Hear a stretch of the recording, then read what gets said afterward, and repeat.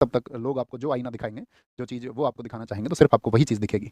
उसके परे या उसके पीछे का जो सत्य है वो आपको दिखाई नहीं देगा, कभी भी दिखाई नहीं दे सकता। तो एक सभ्य सरकार नहीं थी, हम ये कहेंगे कि असभ्य सरकार की एक असभ्य घटना थी। तो ये स्टेटमेंट अगर रविन्द्रनाथ टैगोर जी देते तो ये स्टेटमेंट बहुत सटीक बैठता उस समय पर, लेकिन उन्होंने सरकार को सभ्य कहा। मैंने कहा ना, वो तो जॉर्ज पंचम के स्वागत में गीत भी लिख रहे थे, है ना। तो बहुत वो एक्टिव भी नहीं थे इस तरह के मूवमेंट्स में, लेकिन उनका एक इंसिडेंट आया और उन्होंने क्या किया था, इनको आपका रविन्द्रनाथ टैगोर को एक उपाधि दे रखी थी अंग्रेजों ने, 1915 में दी थी, नाइटहुड।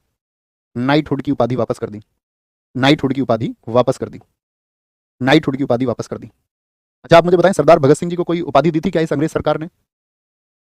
राम प्रसाद बिस्मिल जी को दी हो, अशफाक उल्लाह खां को दी हो, राजेंद्र लाहिड़ी को दी हो, सुखदेव जी को दी हो, चंद्रशेखर आजाद जी को दी हो, सुभाष चंद्र बोस जी को कोई उपाधि दी हो इन्होंने, अगर उधम सिंह को कोई उपाधि इन्होंने दी हो, क्यों, वाई? आपने विचार किया? हम ये तो घटना देखते हैं कि भाई एक रोज के बाद में उन्होंने अपनी उपाधि को वापस कर दिया, उपाधि को, टाइटल को।